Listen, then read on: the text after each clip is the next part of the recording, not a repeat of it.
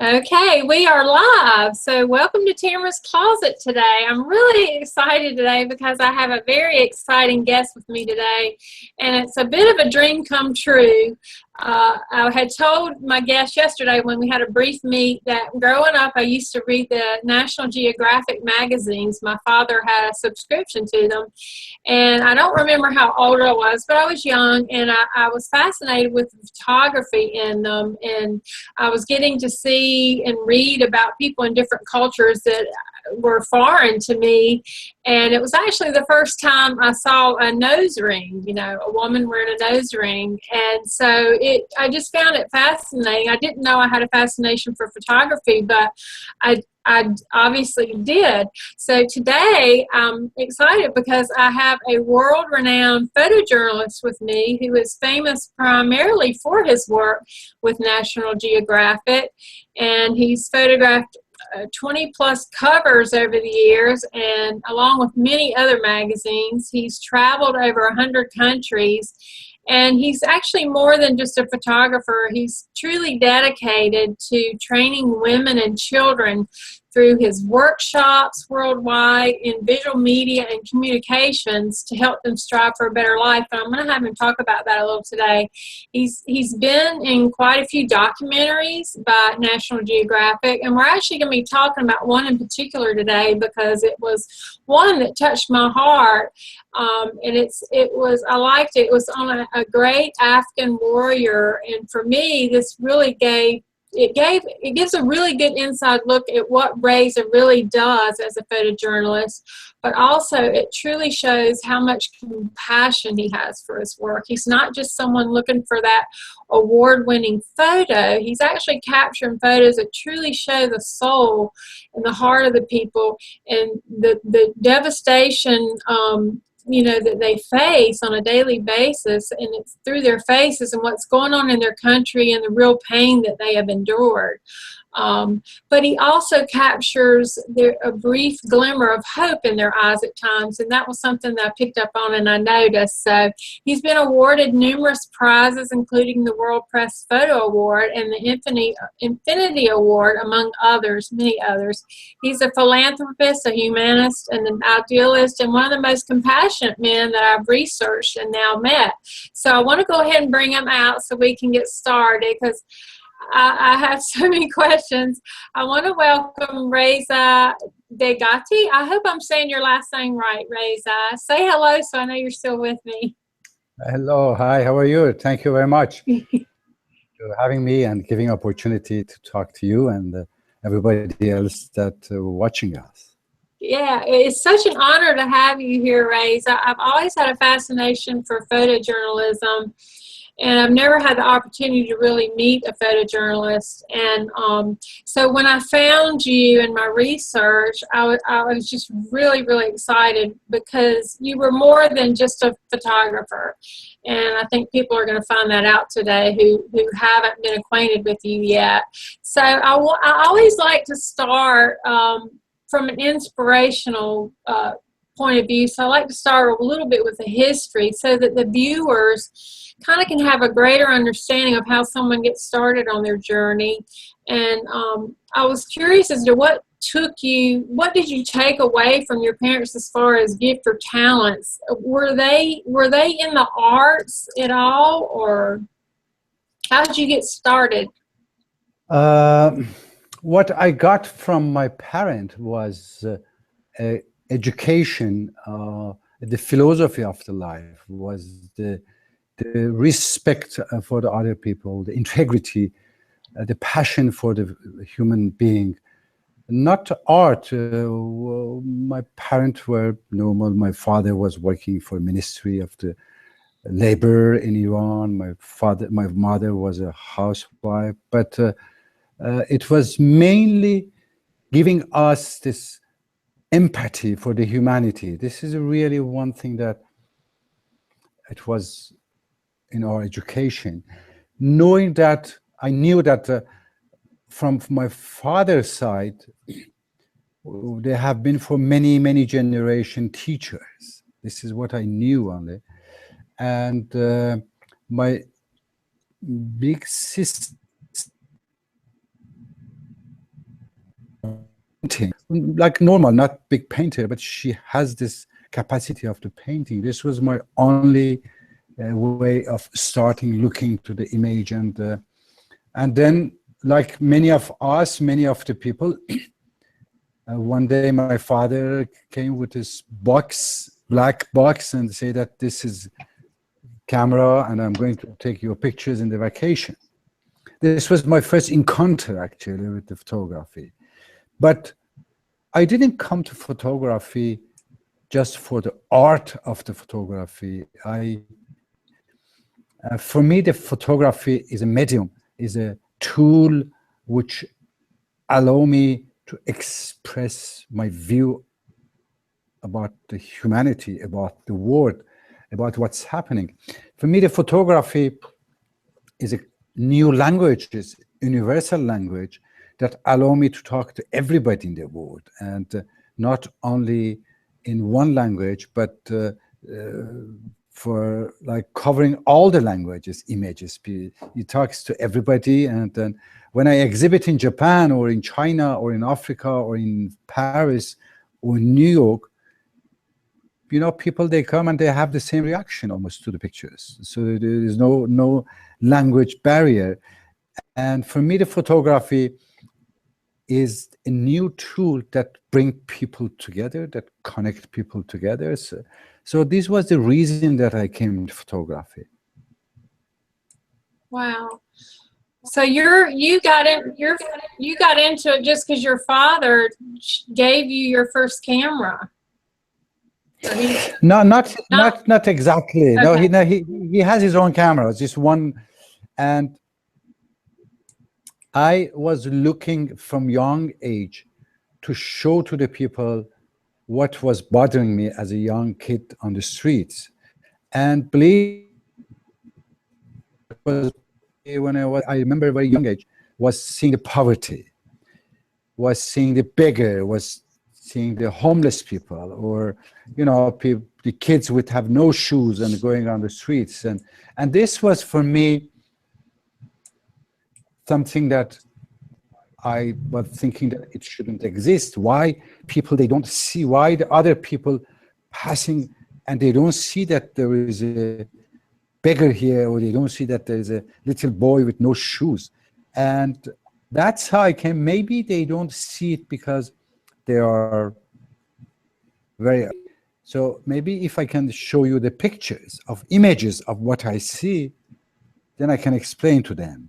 That's how for 2 years I started drawing all the things, and my drawing was so bad that nobody even understand what I was showing to them.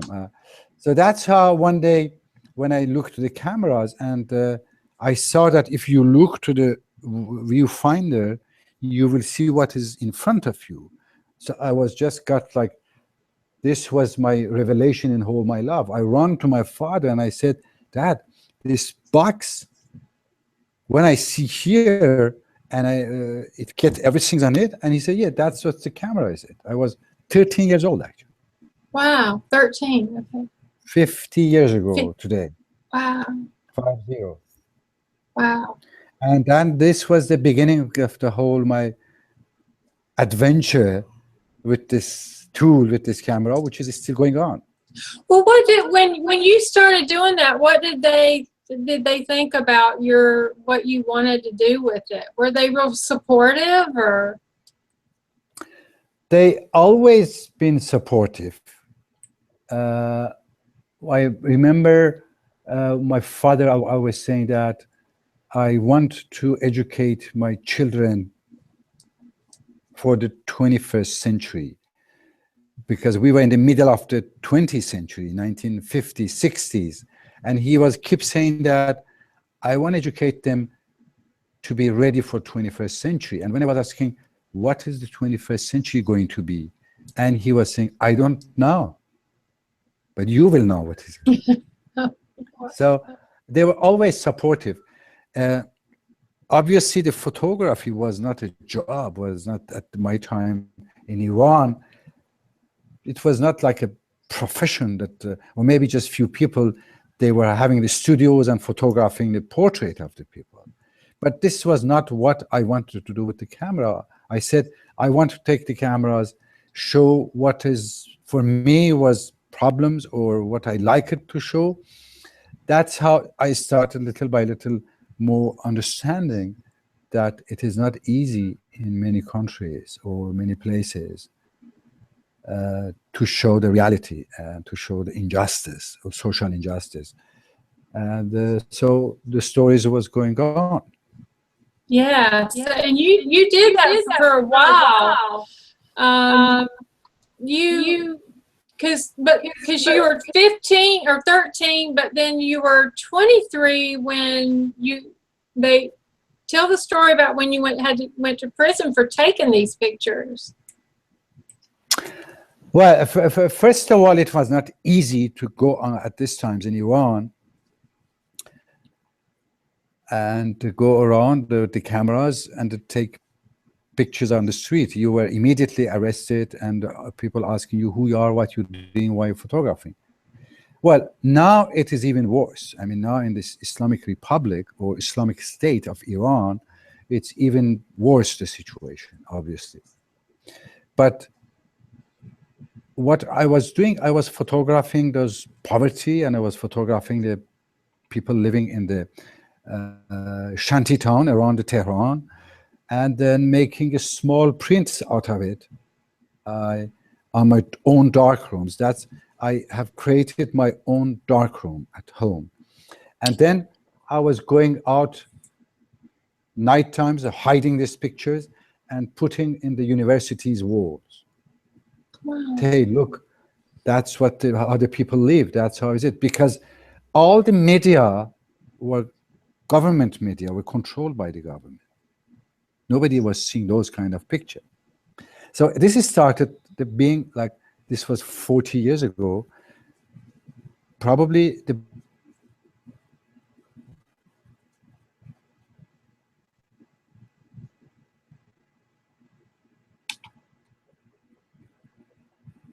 realities in a way that he was thinking.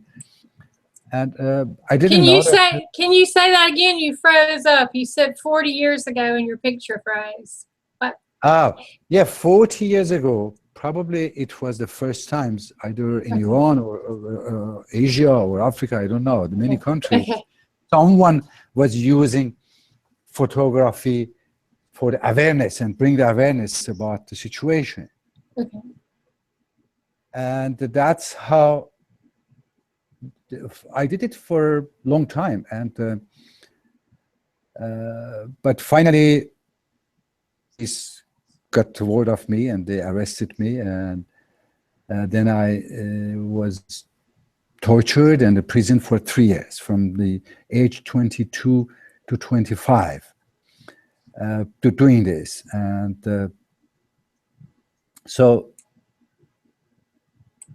well, 3 years from when you're 22 to 25 and being tortured, it's quite, in the moment, it's very, very difficult. But when I look back now and I say that, well, I have crossed such difficulties, when you feel that you are able to do anything, you know, when you have passed through 3 years of the torture and prison, then you can go, you say, okay, now I have seen this.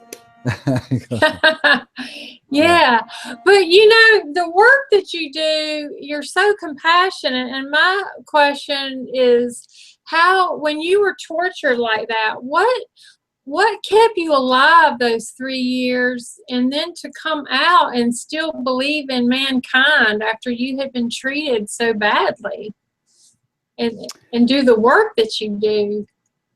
Well, I mean, one thing is also that I learned, and I knew about it, but this was the real experience I did, that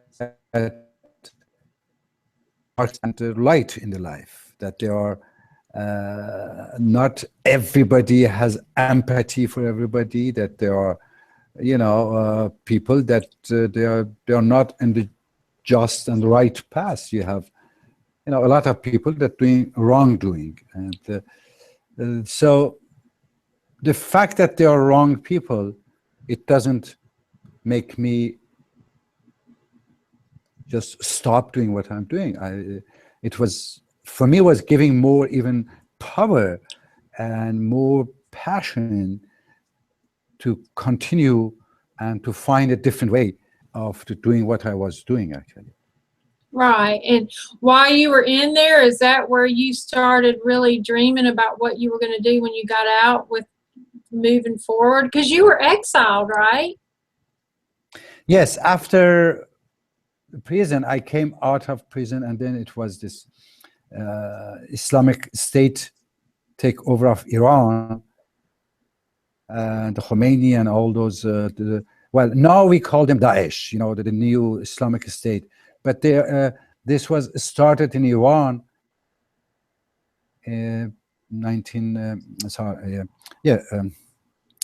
40 whatever years ago. This started in Iran. Well, Iranian, they got this Daesh and Islamic State much before everybody else got it, and they were even more brutal and more cruel than what we see now, what the Daesh doing. So I had, meantime, I was studying architecture. So I have gone to the university, and for me, photography was not a job. Why not? It was mainly the way of the life. And so I had to do something else, and it was architecture. So I studied architecture, I started working as an architect, but all my heart was to photography. And when the revolution started in Iran, I was obviously also going and photographing what was happening on the streets. And that's how, little by little, the foreign media that was coming to Iran and covering the Iran revolution, the photographers, filmmakers, documentary makers, they saw my pictures, and I said, oh my God, these are fantastic, very high-end pictures. I didn't know, because nobody has seen my pictures. It was just my hobby, my passion. So that's how Newsweek get word of me, and SIPA press agency in Paris. And suddenly I became Newsweek correspondent in Iran, and SIPA press, through SIPA press in Paris, I had access to more than 4,000 or 5,000 newspapers and magazines in the world. So not only Newsweek, but the one person covering and telling everything's happening in Iran that I was able to photograph, to 4,000 or 5,000 newspapers and a magazine. This was an enormous power, actually, to have this. Wow. That's amazing. So that's how the Islamic State, the Iran, the Daesh, Iranian Daesh, they sorry, just one. I need just to get some water. Go ahead. Maya.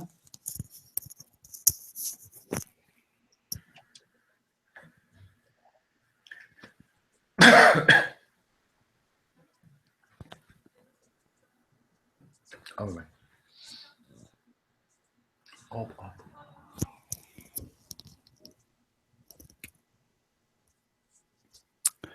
Yeah, it was a long day for me, so that's why I'm thirsty, and it's very hot. It's more than 100 in Paris. So really?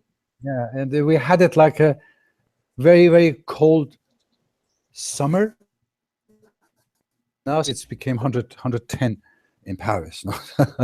You're hotter than we are, and we've had one of our hottest summers, I think. Wow.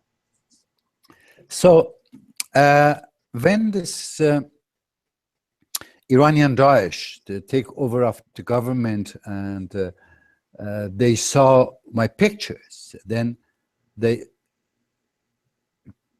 come after me. They come after me, and I had to flee Iran and they come to Paris, New York first.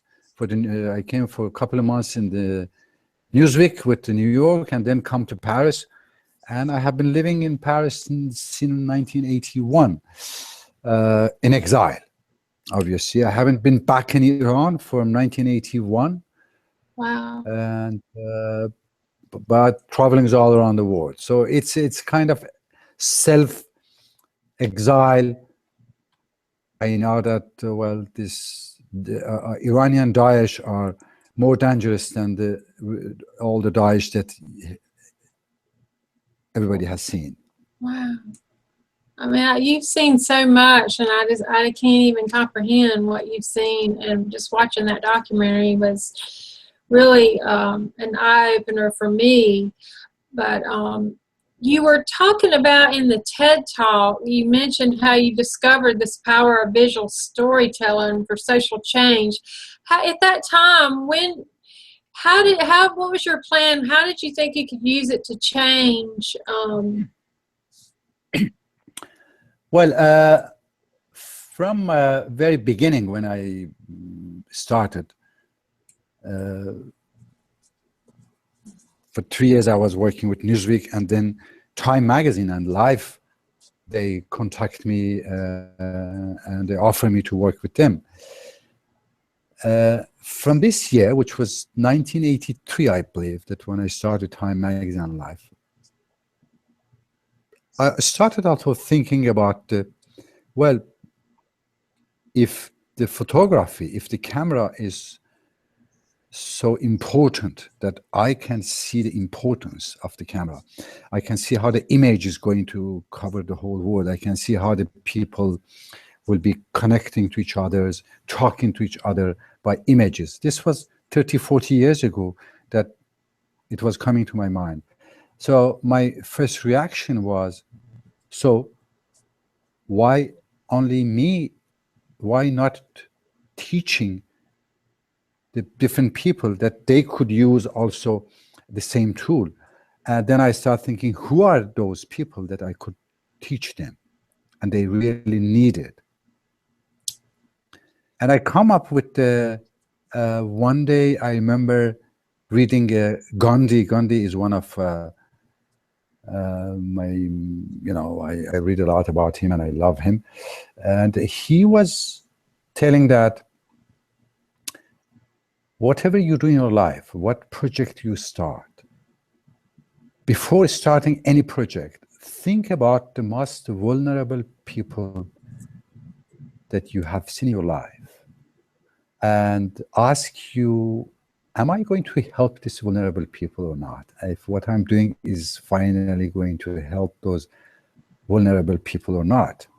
That's how I start thinking, well, who are our vulnerable people now in the world, in the war zones, in the refugee camps, the people that live in the shanty town, the people that live in the very poor suburbs, even in Europe and the US and all the cities, around the cities.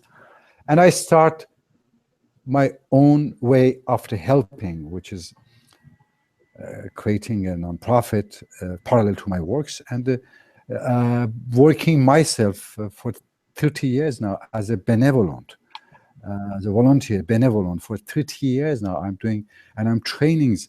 I have trained thousands of the people in photography, in journalism, in videography, and help them to create their own newspaper, their own TV channel, their own magazines. I created in Afghanistan an organization which is called Aina, A-I-N-A, which trained more than 1,000 Afghan, mainly women, that became the photographer, filmmakers. They have their own radio now, radio programs, which is called Afghan Women Voices. So my concept constantly was how photography in our century, 21st century now, and media and communication is going to help humanity and make it better, the humanity. And I believe that photography could bring the change to the society, because just by knowing each other, people, even through images, through the films, we have a different view of each other, So this was what I was doing for now almost parallel to my photography work, and I want to say that it's always I'm doing as benevolent, And my photography and my company is a lot helping also to do this kind of the nonprofit works. Right, and so the majority of the education that you are doing is teaching the people to using the media, the photography and journalism, basically to do what you're doing, but you're also helping them, which I did not know, to have their own TV station, or that's right? Yes, And, yeah. I wow. teach them, for example, in Kabul, just after the flee of the Taliban, like 2001, okay? Mm-hmm. All the government, US, Europe, they came to Afghanistan, they said that we want to bring democracy here, right? But they came with airplanes and guns and the soldiers. And I was saying that, well, you know, there's a different way, as I know, to bring the democracy is through the freedom of speech, through the newspapers, through the radio. So I'm going to train a group of the very strong Afghans, men and women, to take the media, to take over the media, to create their own newspapers, magazines.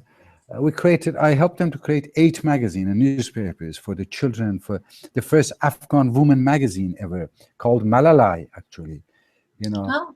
So this was in 2002, which started this Malalai magazine for the Afghan women. And and then I was doing also in the refugee camps in Africa,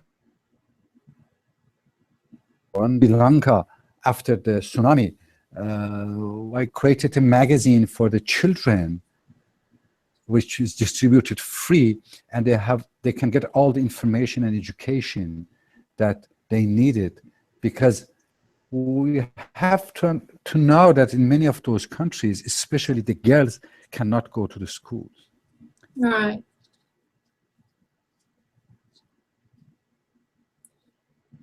And then you're also helping them get their, are you helping them have exhibits as well with their photography?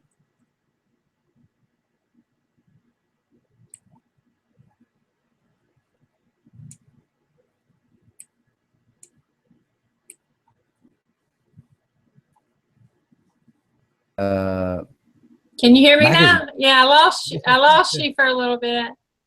Yeah, I lost you too also, but yeah. So where was the last you hear me?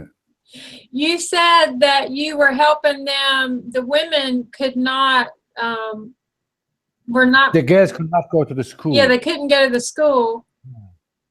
In Afghanistan, in many of those countries. And I was keep saying to the people, the NGOs and the people coming in, saying that we want to help those people, we want to build schools. And I was telling them that it is wrong. Building a school, it is not education. Education, it is not a building. Education needs something more deeper and much more materials. So that's how I thought, well, even if you build a school in those countries, sometimes, like in Afghanistan, the insurgency, they have burned more than 2,000 schools.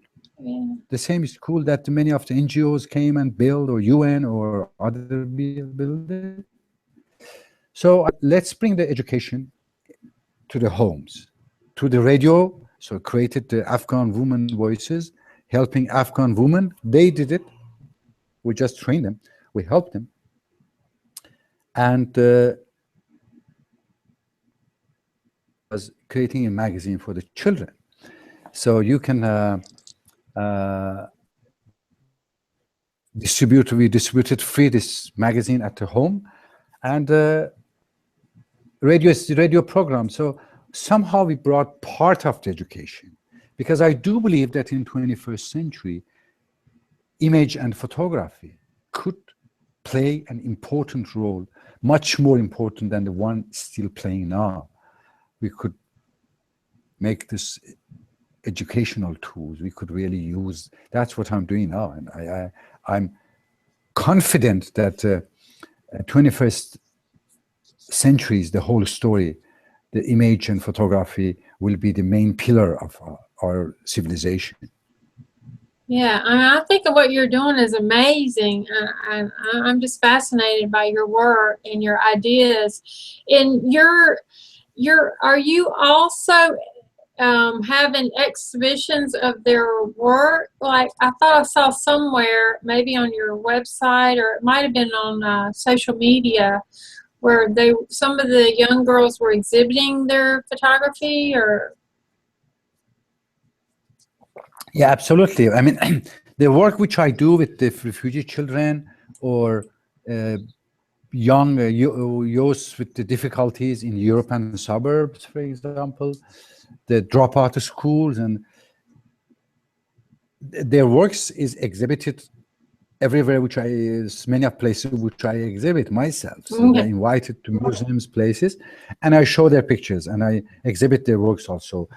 So the people, they see totally different things through the eyes of the children. Like, this is a new story. For the past 2 years, 3 years actually, I was spending a lot of times in refugee camps in Iraq and Kurdistan, in the Kurdistan region of Iraq, and training refugee children to the refugee camps, and they're getting a good education about the multimedia, about the image, about the web designing, about everything related, while living in the camp, refugee camps. And I give them cameras, I bring them computers, everything's the necessary. But in the meantime, thanks to them, thanks to their works, we can see their works. We can see the refugee camps through the eyes of the refugee children. So I'm using in a many different way how photography could change the life, change the connection. Absolutely. That's my philosophy. Yeah, no, I love your philosophy.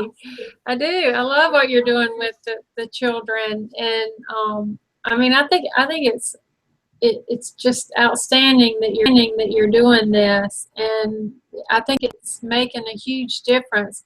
And they probably know more than I do, and maybe I need to come to one of your camps. I mean, I bet if they're learning all this technical stuff, they're probably way ahead of me.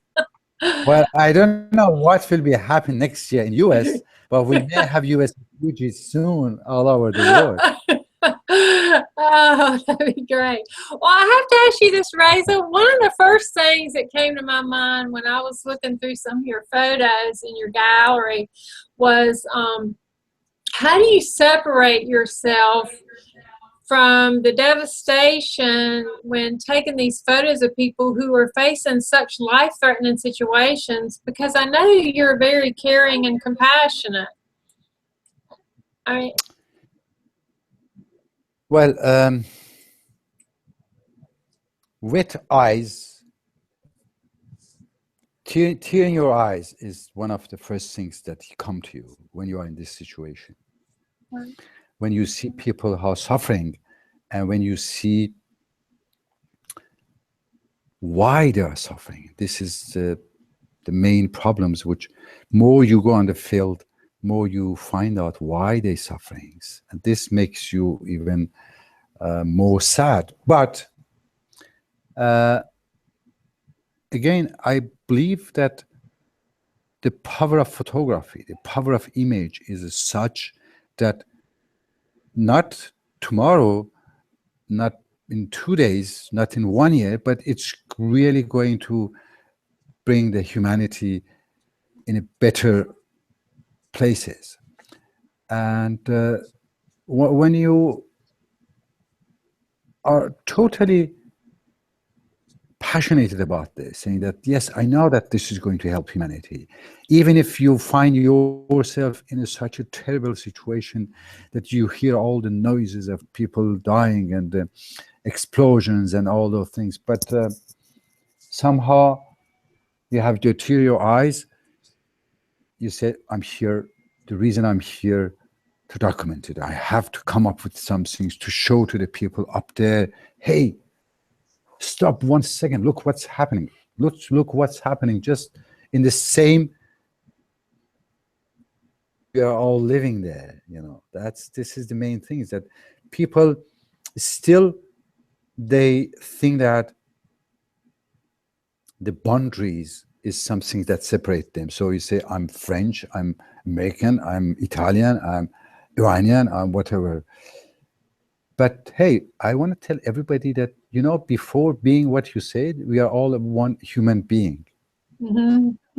And before all this border was traced on the map, which they keep changing. So there are, if you look to the map of the world and countries in the past 100 years only, you will see how everything is changing. So nothing is there, but humanity is there. So these are the things which always come in my mind. But again, when I'm back night times, I have all these nightmares. I have all these stories. I have all these kids which they have died or wounded just coming to me.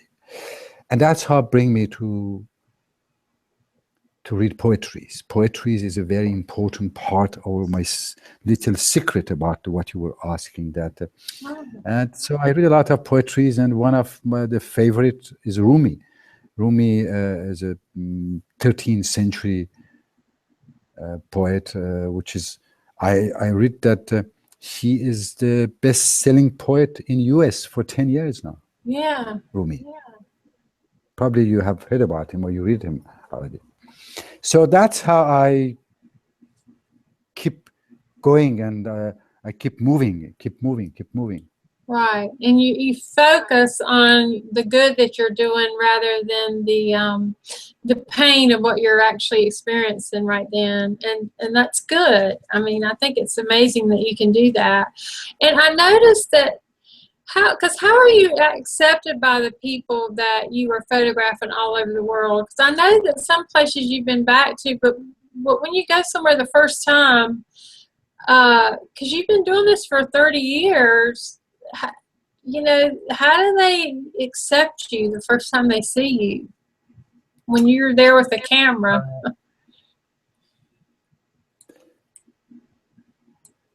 I have been asked the same question by many other photographers, photojournalists, that they go on the field and then they come back and they said, Reza, how do you do? We were not able, people didn't want us, people, you know, my only answer to it is that I don't, sometimes even if I go there, I don't talk to them.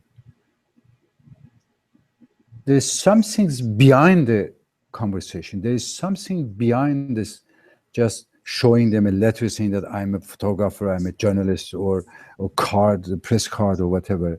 It's the empathy that you have to the people, and the people, they feel your empathy.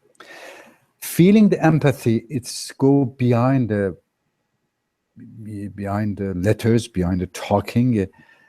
That's how is it. People, when I meet them, they know that I am there for them, not for me. Right. That, you know, I'm there to listen to them, talk to them, sit down with them, share their moments, share their suffering, share their joys, but not for me. I want to do all those things and bringing their stories to the world. So the only people that stop or they don't want for me are the people who has done something wrong, or they are doing something wrong and they don't want someone being witness about it, right? So that's how you can't go to North Korea. You cannot photograph many of the countries that you can't photograph and go to Islamic State and take your pictures or be a journalist there, or in Islamic State of Iran also, the same thing. So these are the main focus for me, saying that if someone really stop you by photographing, definitely he or she has some things to hide, and he or she has done something wrong, Right. especially the government or companies, for example. Right. Well, they obviously pick up on your empathy, and you're not talking to them like a journalist. I mean, I watched you on the documentary, and you're very approachable, and they seem to accept you very, very well. I was really amazed at how you, and I had a feeling it was by the way that you are communicating with them. You're not coming from I'm gonna take the picture for the magazine. It's you're there to tell their story, I guess is what I'm saying. And first of all, even behind before the magazines or TV or whatever, they know that I have personally an interest in their stories and their lives. And I'm not doing this, I was not missioned by someone just to go and take some images and come back. I'm there because it really touched me, your stories, and so it touched my heart. So these are the main things that probably changed the, then come to the shake hand and the eye contacts. Then you talk to the eyes of the people. That's why many of my photographs, the portraits, they have the talking eyes on my photograph, if you see. Yeah, I noticed the eyes in all your work. I mean, I'm really amazed. I really am. And you call your camera your weapon, And when you say that, how do you mean that?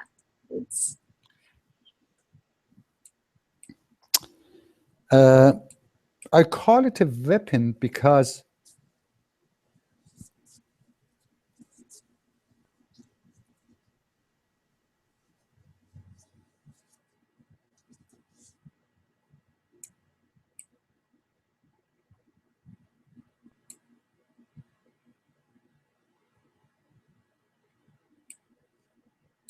I'm just waiting for you to unfreeze. You've frozen up again.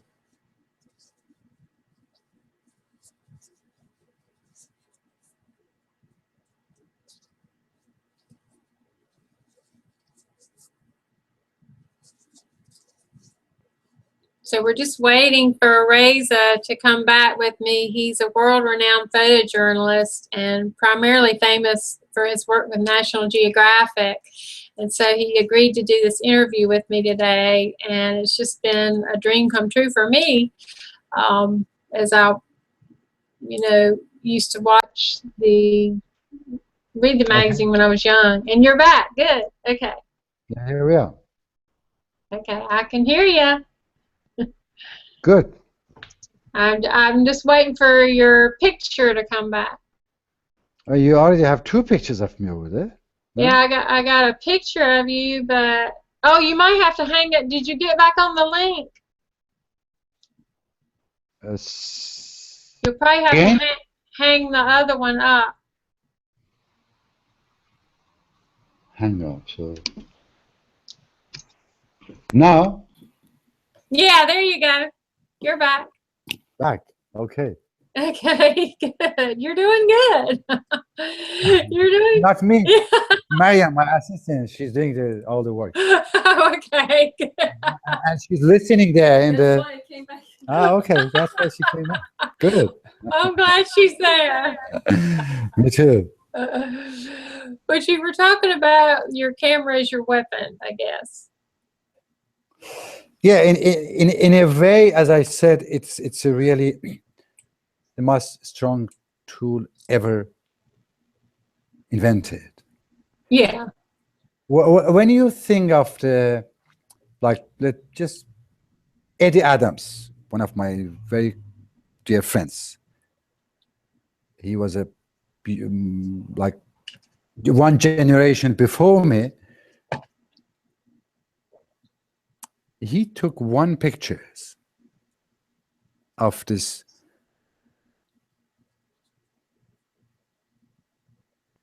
in Saigon shooting a Viet Cong. You remember this picture? It was which picture? The pictures of in Vietnam when a policeman was shooting a Viet Cong with the hands was back, and he was arrested, and his hand was tied, and the guy shot him immediately. Okay. One pictures. This one pictures brought millions of the people on the street of all over the world to protest against Vietnam War. Wow. These pictures really changed the whole history of the Vietnam War. So one camera, one pictures, and how many of the airplanes and the bombs and the soldiers for many, many years, they were fighting in Vietnam. This was the photographer finally that won the peace. Wow. Against all the war and, you know, generals and whoever they were. So it's one camera, one photographer, but it's like the weapon. So I mean, I think I like that. That's why I just wanted to ask you about it so the viewers could hear your take on that. But there was something I wanted to quote you. I hope I have the quote in here. It was in 1998 when you had your first themed exhibition, Memories from Exile. And I wanted to quote you here. You said, beyond the joy of freedom itself, there is the physical and intellectual fracture of mourning one's own country, a smell, a taste, a landscape, a face, melody of one's own language, the rhythm of one's own country, the exiles. Joys of the present are full of memories of their past. Was this, I mean, I know you were referring to your time. Was this exhibition, because I couldn't find the pictures on it, was this from what you went through? Well, first of all, congratulations. You got one of the best phrases about exile, which was my exhibit. It's very nice. Oh. And the second story is that the same way which I said that I started exhibiting my pictures on the public in Iran, putting on the walls. I always believed that the best place for the photography exhibition is outdoor, is the street art. I'm a fan of the street art. And so when Louvre Museum, a carousel, they invited me to have an exhibit, and I said, okay, I will do in the public passage of the carousel of the Louvre. This was the first ever exhibition in this place, and I called it Memory of Exile. It was 1998, so it has been from 1981, which I was traveling as an exile all around the world. So, and this was part of the pictures that I was taking in all those years, you know, thinking of exile, thinking of the refugees, thinking of all the different people that suffering they have. So it was a mixtures of a lot of different stories, those Memory and Exile, and probably one of the very, very beginning, first outdoor exhibition in Paris or France or whatever, and to get a lot of people coming. Really, I was very encouraged by this, and I keep doing all this outdoor exhibition, still going on at different places, a different exhibition, obviously. Yeah, I like that. I saw the one you did. I guess it was in Kabul or it was somewhere. After you took the pictures of, I don't know if I'm pronouncing it right, but I had like 2 times I did a huge exhibition in the bank of the Seine River Yeah. in Paris. Maybe a lot of people has passed through, tourists, so a lot of people has seen it. And I do an installation, art installation actually, with my photography. Uh-huh. Wow. You've seen, there was something else you said that I really liked. Because you've seen, you still see a lot of the beauty and the magic around the world. And even though I know that you've seen so much devastation, but you said in a documentary that when you were in Kabul to photograph these images of hope, your assignment was to capture one image and a portrait that would be symbolic to the face of Afghanistan today. You said you were not a war photographer, you were a peace photographer, but you said to show people the importance of peace, you have to enter the war zones. And I thought that was a beautiful quote, because Well, it is true. I consider myself that what I'm doing is for peace, not for war. And so sometimes people, they say, you are a war photographer. I said, no, no, no, no. I hate war. I'm a pacifist. I against the war, and because they make suffer people. You know. The only war for me is when you're defending your homeland. If someone invade your home, if someone occupied your land, then you have to defend yourself. This is the only war that is accepted, and it's even somehow it's only things that you have to do. Some people, they came and occupied your land, then you fight them back. This is for me the only acceptable.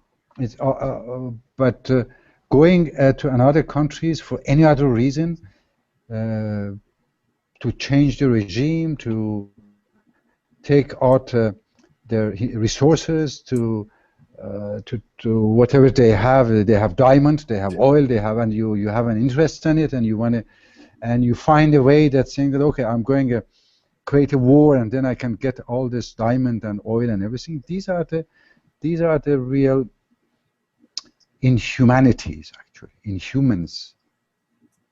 Right. Yeah. I agree.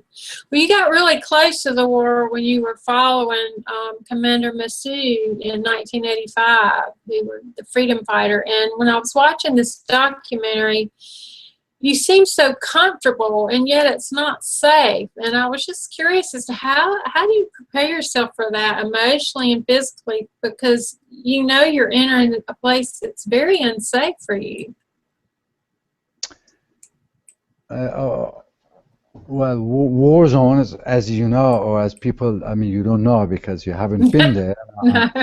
And I really hope and wish that you will never see a war, because it's really the very dark side of the humanity, the war. It doesn't matter. For me, when one of my story for National Geographic was in the Afghan-Pakistan border. I spent a couple of months traveling there, and you know, all this fighting going on. And I spent also with the U.S. Special Forces a couple of times. And for me, they were also victims of this war. The war that they have not decided, the war that they don't want it, the war that people, the politicians, they come up with the very fake reasons to fight someone, and then bring the children of the others. Those presidents and the generals, they never send their own children to the war. Do they? No. No.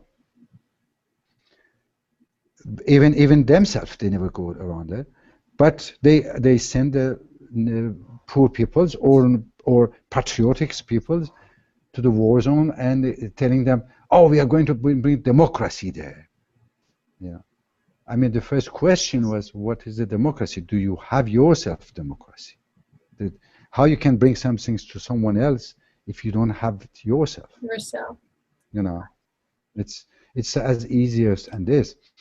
Anyway, the danger is everywhere. So for me, the two things that you could lose immediately. First, if you are afraid, if you really were afraid and you feel afraid, then it's gone. Then you have gone. Then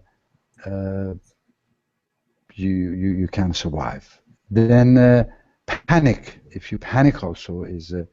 Then the third thing is, for me, I always thought, well, all I know of the human history, that nobody has died twice. We always die once, so we have to die, whatever happens. So why I should be afraid if anyway we have to die, and nobody died twice. Right. Right. So you just focus on what you're there for and overcome fear, because you do. If I guess if you go in afraid, you're not going to make it. But how's your family handled it over the years? I mean, have they just gotten so used to it that it must worry? I know that it's a worry for them, but I am so fortunate to meet Rachel, my wife, and we have 2 children, and she really has brought children, explaining to them from the very beginning why I have to go those places, why I need to go there, and what I can bring to the children in those situations is important. These are the, you know, you come up, they know that I'm in dangerous places, they know I'm always going to dangerous places, but also they know that I'm for a good cause, and you know, there's thousands of other children, thousands of the people in the world that also need to be helped. Yeah, that's great. I mean, I know they've got to worry, but what you're doing is a wonderful thing, and I guess that's what gets them through it as well, that you're helping so many people. And there was a girl that you were photographing, a young girl, in that documentary I saw about the warrior Commander Masood, and you I noticed that you said that it's not important to show the dead bodies, but what's happening in the eyes of the survivors. And you were photographing this beautiful little girl. She was missing an arm. And one thing I noticed while you were photographing her, as well as there was another person you were photographing, you could see the pain, but then for a moment you got actually it was like a glimmer of hope. You almost got a little bit of smile out of both of them that I saw. And one man, you got laughter from him. And so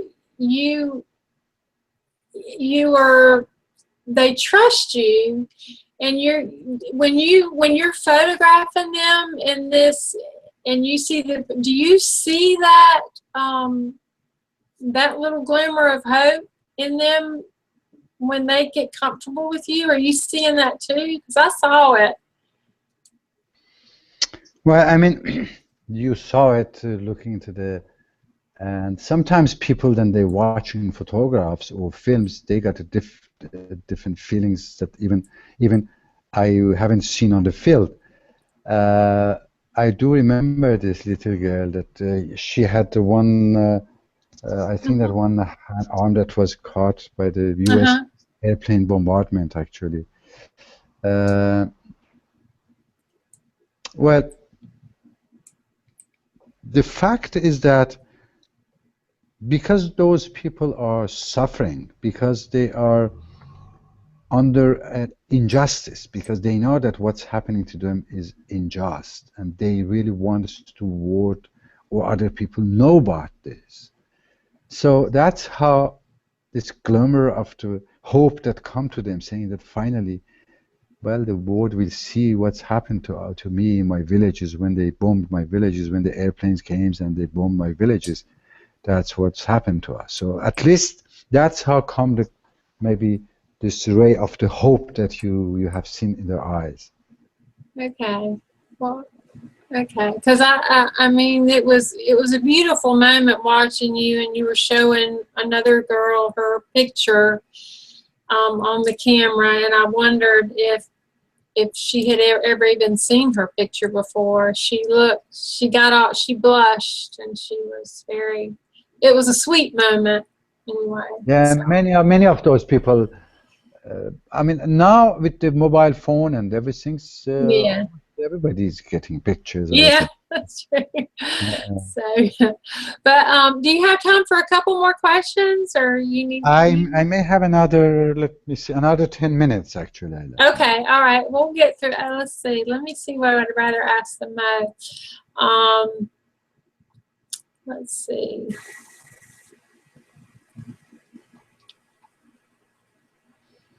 So you have one of my books. I do. I have one of your books. And I love it. I love it. This is your most current book, right?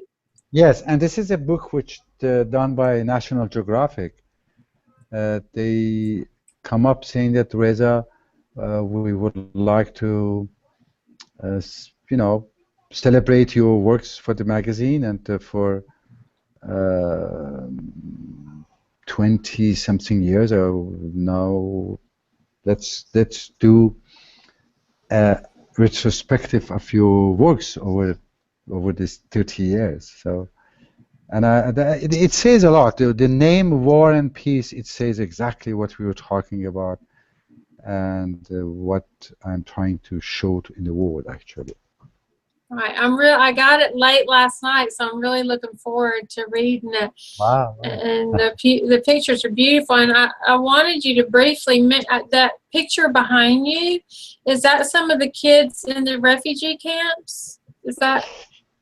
No, actually, these are the Afghan children I photograph in a village during the time that Afghanistan was occupied by the Russian militaries.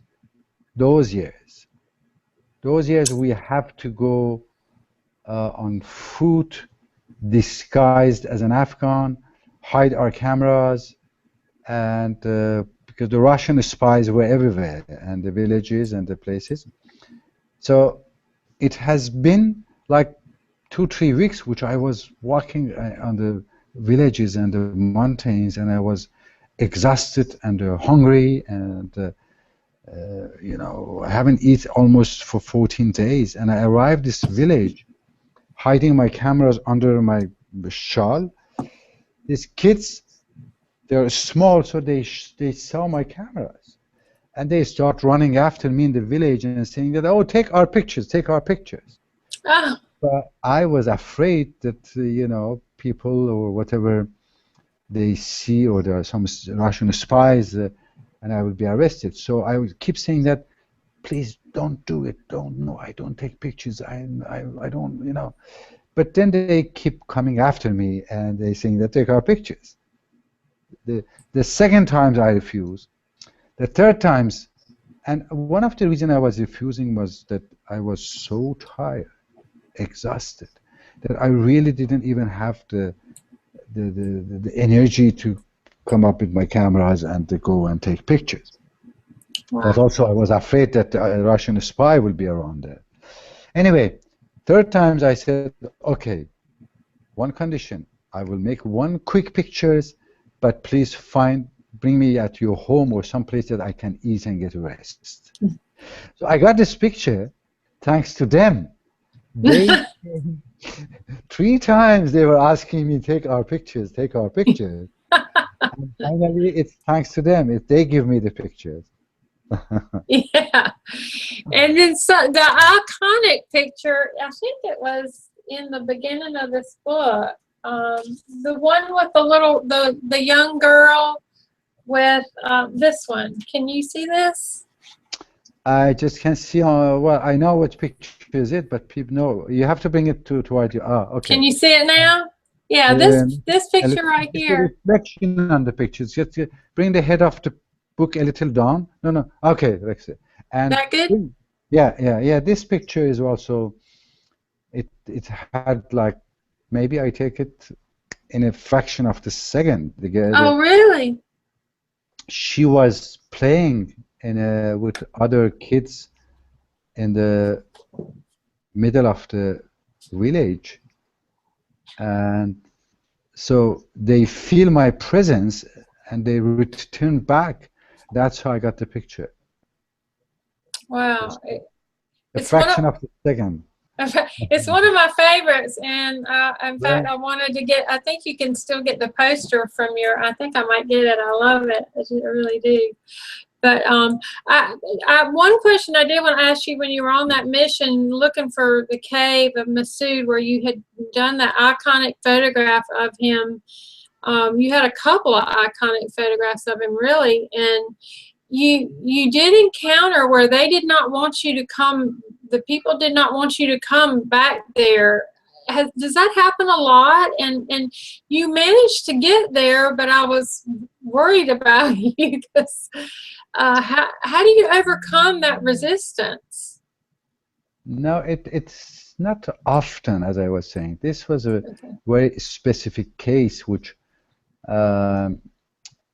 actually I try to understand and find out why some people now in those countries, they blocking and they don't want a journalist, they don't want a photographer. The reason is, unfortunately, is that they have seen a lot of the foreigners under different name, under different missions, comings and telling that, oh, we are going to help you, we are going to help you. And those people believe them. Believe that, okay, if someone comes from US, he said that I'm coming from whatever countries, or US or Europe or Japan, and I'm going to bring you help and I'm going to change your situation. And then they goes and nothing happened to them. So they were protesting also, saying that we don't want anybody come here, because we have seen a lot of foreigners coming and you know, promising and nothing's come up. So this is unfortunate. We have a lot of delegations, government people, military people. They pour in those countries, they promise the thing to the people and they don't deliver. Or when they deliver something, it's so wrong. You know, the buildings, it doesn't work. The hospital, it doesn't work. The road they making, it's after first winter, the whole road is destroyed. So the people, they lost the trust. That's the reason. The people in those countries, they lost the trust on us, on the people coming from this side. So I'm trying to rebuild this trust. Right. Well, you're doing a good job of it. Well, one more thing I wanted to mention before we end, because I wanted the viewers to know that you do have some ventures or missions that are a little more pleasant. They're not war and tragedy. And that was, like, I watched the documentary on the soul of coffee, and then you did the journey with your son, A Childhood Promise, and had authored a book about it.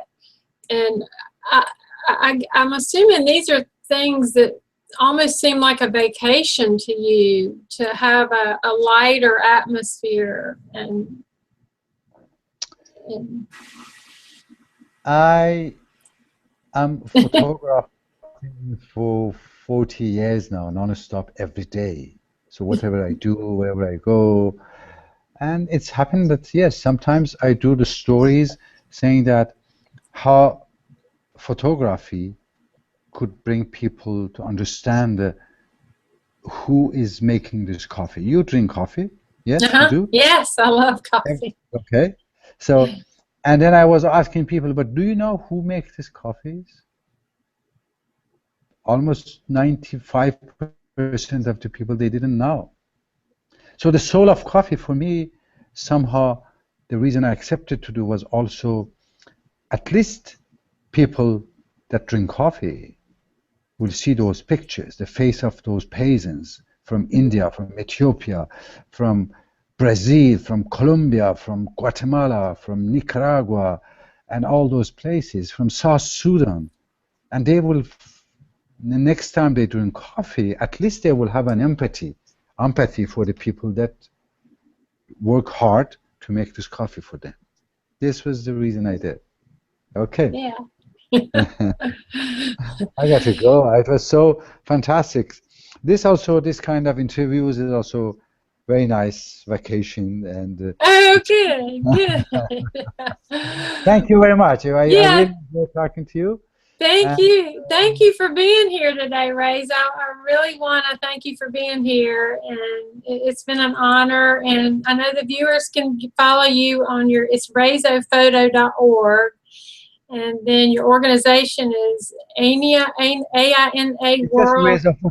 REZAphoto.org is everything's on it. Yes. Okay, everything's in there. Okay. Well, thank you so much for being here today, Reza. And I'll be in touch with your people and let you know how to see the replay and all that. Thank you. Bye. Bye-bye. Thank you. Bye-bye. Bye. Thank you so much. And I want to thank the viewers for their continued support, and make sure you tune in a couple weeks. I've got another musician coming up, and we'll be announcing that soon. So take care. Bye.